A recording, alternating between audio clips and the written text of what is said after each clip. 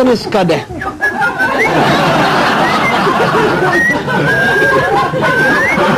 Tak, co tam máme dál? Manželé SŠ a VŠ. Jste za jména debilní.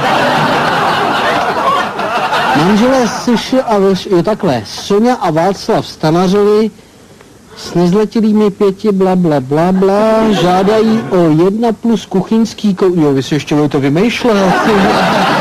1+ kuchyňský kout. Zamítnuto. Byty nejsou a nebudou. S tímhle jménem běžte stanovat třeba na Kampule. Nejsou a nebudou. Chcete uložit? Ano, Hrubý. Dobrý den, pane řediteli. Dobrý den. Ne, nezapomněl jsem, kde pak. Myslím na to ve dne v noci. Prosím? No ano, bude to byt jako klícka. Ano.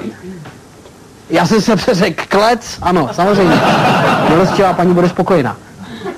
Slečna. Jo, pro vaši neteř, aha, chápu. Ano. Jo, Vilka na Hanspalce, to sok brknu, to nebude problém, do nějakých 130 se vejdeme. Jo? Tak jo, zvu se. Naschledanou. Ty vole.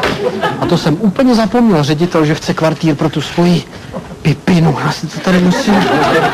Ředitel... Co jsem to kecal o vile? Já jsem kreten. No, kdo se bleze, co je?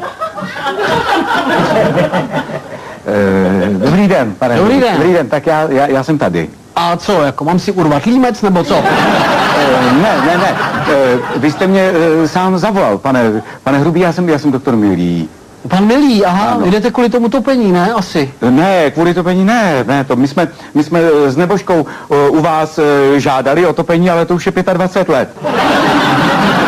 Jo, a vy si jako teď, dneska zrovna jdete stěžovat, ale nebo? Ne, pane Hrubý, ne, kdo pak by si na vás stěžoval? No, jsou takový individualisti. Jsou? Ano. Ale to není možný, pane Hrubý. Ano. No, my jsme na vás vždy mysleli jako, pane Hrubý, jako na vlastního. Jo. Vlastní Hrubý, ano.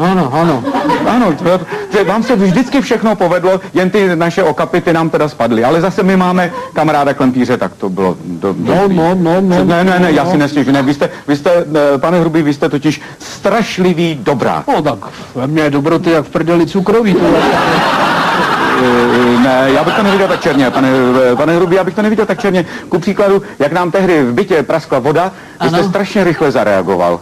Ano, už za 14 dní jsme tam měli ten Za měsíc jsme se stěhovali zpátky domů. Trošku se nám teda skroutili všude parkety, ale my jsme si zase vyměnili všude podlahy. Díky tomu, na vlastní náklady. A na čí, na moje? Ne, jistě. To moje žena pořád potom na vás myslela. Ležela v posteli, ta byla mokrá, žena taky, a pořád vzpomínala na vás. Pak omarodila a v ty bačkory potom to... Jo, ona už zahnula kramle. Jo.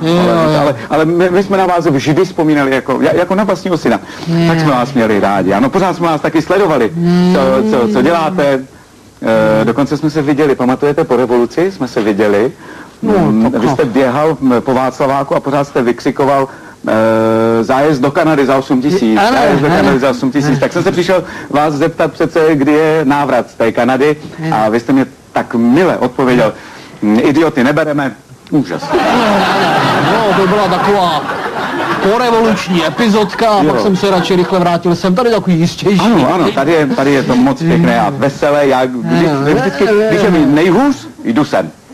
No, pak to má tady taky vypadají, sem každý leze jak do holubníku, že jo? A co ty vaše odpady, jak jsou na tom? Já upřímně řečeno, ty teda stály pěkně za hovno. Jo, ty mám v kuchyni, ty hovna. Už to tak.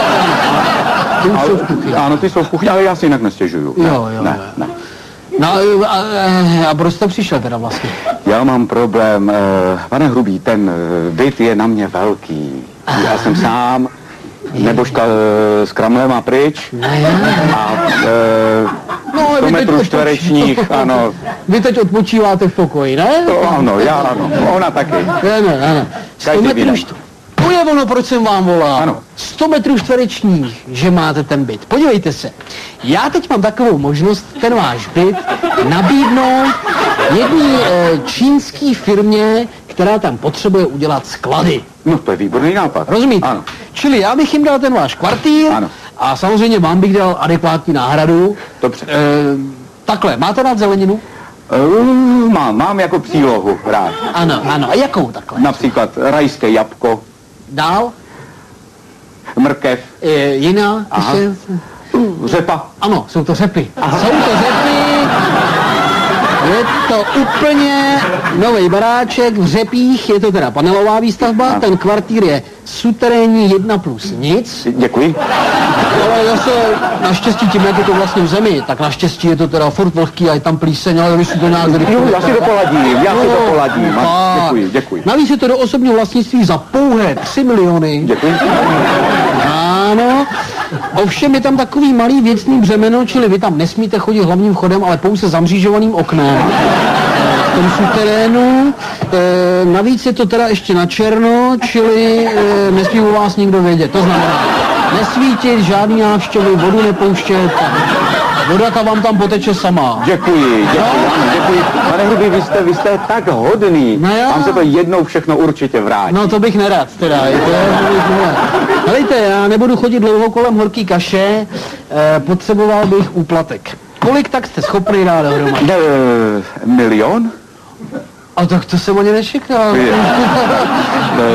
Já jsem se na to připravil, když jste mě zavolal a... No vy to máte s sebou. Mám to rovnou, pane Hrubý, s sebou, tak... No, pane milý, vy jste i chytrý, že jste to takhle rovnou vzal. vzal. Hodný, pane tak já vám děkuju, asi si plácneme rovnou. Ano, děkuji. No a příští týden se můžete do té Kůči nastěhovat. Děkuji. Oni ty rákosky na to docela pospíchají. Tak jo, bez vás.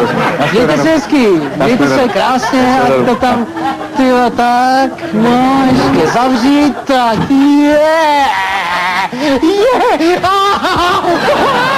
On mi vzal mega. Ježíš, to je den. Ja, milion, ještě odejde jak bulík, no to jsem nežral. To je bomba.